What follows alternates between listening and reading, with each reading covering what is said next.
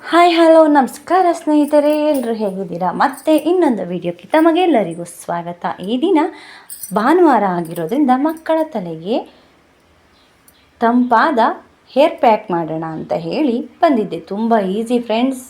ನೀವು ನಿಮ್ಮ ಮನೆ ಮಕ್ಕಳು ಅಥವಾ ಟಿ ವಿ 24 ಗಂಟೆ ನೋಡೋರು, ಸ್ಕ್ರೀನ್ನ ಜಾಸ್ತಿ ವೀಕ್ಷಣೆ ಮಾಡೋರು, ಮೊಬೈಲ್ನ ಜಾಸ್ತಿ ನೋಡೋರು, ಹಾಗೆ ಲ್ಯಾಪ್ಟಾಪ್ನ ಕಣ್ಣು ಮುಚ್ಚದಿತಿ ನೋಡೋರಿಗೆ ಇದು ಒಳ್ಳೆಯ ಸೊಲ್ಯೂಷನ್. ವಾರಕ್ಕೆ ಒಂದು ಬಾರಿ ಹಚ್ಕೊಳ್ತಾ ಇರಿ. ಒಂದು ವಾರ ಮಂಡೆ ಫ್ರೀಯಾಗಿ ಇರುತ್ತೆ, ಅಷ್ಟು ಕೂಲಾಗಿರುತ್ತೆ. ಇದು ತುಂಬ ಈಸಿ, ಜಾಸ್ತಿ ಐಟಮ್ಸ್ಗಳು ಸಹ ಬೇಡ. ಮನೆ ಅಂಗಳದಲ್ಲಿರೋ ಅಂತಹ ಒಳ್ಳೆಯ ಆದಂತಹ ದಾಸವಾಳ ಎಲೆ ಒಂದಿದ್ರೆ ಸಾಕು ಫ್ರೆಂಡ್ಸ್. ಇದು ತಲೆಗೆ ಹೇರ್ ಪ್ಯಾಕಿಗೆ ಅದ್ಭುತವಾದ ಔಷಧಿ ಅಂತ ಹೇಳ್ತಾರೆ. ಈ ಹಳೆ ಕಾಲದಿಂದ ಈ ರೀತಿ ಅಜ್ಜಿಯರು ಮಕ್ಕಳ ತಲೆಗೆ ಅಥವಾ ತುಂಬ ಹೀಟಾಗಿರುತ್ತಲ್ಲ ಅವ್ರ ಮಂಡೆಗೆ ಇದನ್ನು ತಿರ್ಸಿ ಹಚ್ತಾ ಇರ್ತಾರೆ. ಬನ್ನಿ, ಈ ರೀತಿ ಎಲೆಗಳನ್ನು ಕೊಯ್ಕೊಂಡು ತೊಗೊಂಡೋಗಿ ಮಿಕ್ಸಿ ಹಾಕ್ಕೊಳ್ಳೋದು, ಅದನ್ನು ತಲೆಗೆ ಹಚ್ಕೊಳ್ಳೋದು. ಇಷ್ಟೇ ಫ್ರೆಂಡ್ಸ್, ಯಾವ ಐಟಮ್ಸು ಬೇಡ. ಇಷ್ಟು ದಾಸವಾಳ ಎಲೆ ಇದ್ದರೆ ಒಂದು 5ರಿಂದ 6 ಜನ ಹಚ್ಕೋಬೋದು. ನಿಮ್ಗೆ ಎಷ್ಟು ಜನಕ್ಕೆ ಬೇಕೋ ಅಷ್ಟು ನೋಡಿ ತಗೊಳ್ಳಿ ಅಷ್ಟೇ. ಮಕ್ಕಳಿಗೆ ಶಾಂಪು, ಸೋಪು ಅದು ಇದು ಹಚ್ಚಿ ಕೂದಲು ಹಾಳಾಗಿರುತ್ತೆ ಅಲ್ವಾ, ಅವಾಗವಾಗ ಈ ರೀತಿ ದಾಸವಾಳ ಎಲೆ ಹಾಕೋದ್ರಿಂದ ಮಕ್ಕಳ ಕೂದಲಿಗೂ ಒಳ್ಳೆಯದು, ಅವರ ತಲೆಗೂ ಒಳ್ಳೆಯದು, ಹಾಗೆ ಅವರ ಹೆಲ್ತಿಗೂ ಇನ್ನೂ ಒಳ್ಳೆ ಆಗತ್ತೆ. ನೋಡಿ, ನಾವು ವಾರಕ್ಕೊಂದು ಸಾರಿ ಮಕ್ಕಳು ಭಾನುವಾರ ದಿನ ರಜೆ ಇತ್ತು ಅಂದರೆ ಈ ರೀತಿ ಹೇರ್ ಪ್ಯಾಕಿಂಗ್ ಪಕ್ಕ.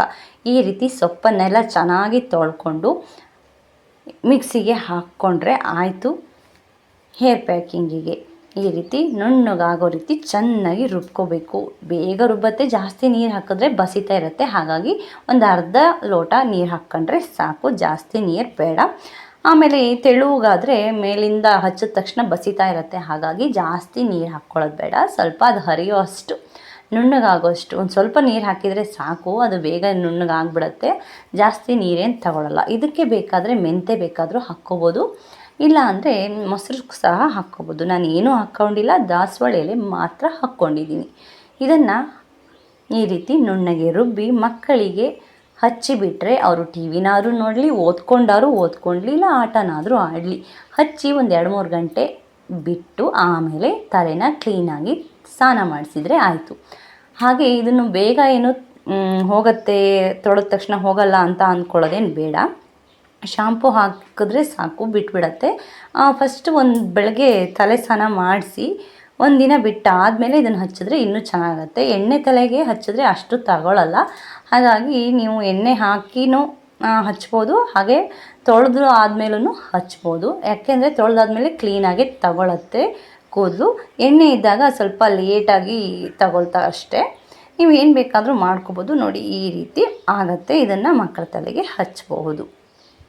ನೋಡಿ, ಕೈಗೂ ಸಹ ಹಿಡಿಯಲ್ಲ ಅಷ್ಟೇನು, ನೋಳೆ ಆಗಿರುತ್ತೆ ಅಲ್ವ ದಾಸವಾಳ ಎಲೆ, ಹಾಗಾಗಿ ಅದು ಚೆಂದಾಗತ್ತೆ ತಲೆಗೆ. ನೋಡಿ, ನೀವು ಹಚ್ಚಿ ಮಾಡಿ ಈ ರೀತಿ ಕೂದಲನ್ನ ಎಲ್ಲ ಚೆನ್ನಾಗಿ ಬಾಚಿಕೊಂಡು ಅದನ್ನು ಬಿಡಿಯಾಗಿ ಮಾಡಿಸಿ ತಲೆನ ಹಚ್ತಾ ಬಂದರೆ ಆಯಿತು. ನೋಡಿ, ಮಕ್ಕಳಿಗೆ ಇನ್ನೇನು ಬೇಕು, ಎಲ್ಲೋ ಹೋಗಿ ಅಂಗಡಿಗಳಲ್ಲಿ ಏನೇನೋ ತಂದು ಹಚ್ಚೋಕ್ಕಿಂತ ಮನೇಲೇ ಇರೋ ಸೊಪ್ಪುಗಳನ್ನು ತಂದು ಈ ರೀತಿ ಹಚ್ಚಿದ್ರೆ ಆರೋಗ್ಯಕ್ಕೂ ಸಹ ಒಳ್ಳೆಯದಾಗತ್ತೆ, ಕೂದಲು ಸಹ ಚೆನ್ನಾಗಿ ಬರುತ್ತೆ. ನೋಡಿ, ನನ್ನ ಮಗಳ ಕೂದಲಿಗೆ ಏನೂ ಹಾಕಲ್ಲ, ನಾನು ಶಾಂಪು ಸೋಪು ಏನೂ ಹಚ್ಚಲ್ಲ. ಅಂಟ್ವಾಳಕಾಯಿ ಮತ್ತು ಈ ರೀತಿ ಸೊಪ್ಪುಗಳನ್ನು ಹಚ್ಚುತ್ತೀನಿ. ಅದನ್ನು ಬಿಟ್ಟರೆ ಮತ್ತು ಏನನ್ನು ಮುಟ್ಸಲ್ಲ. ನಾವು ಅಂಟ್ವಾಳಕಾಯಿನೇ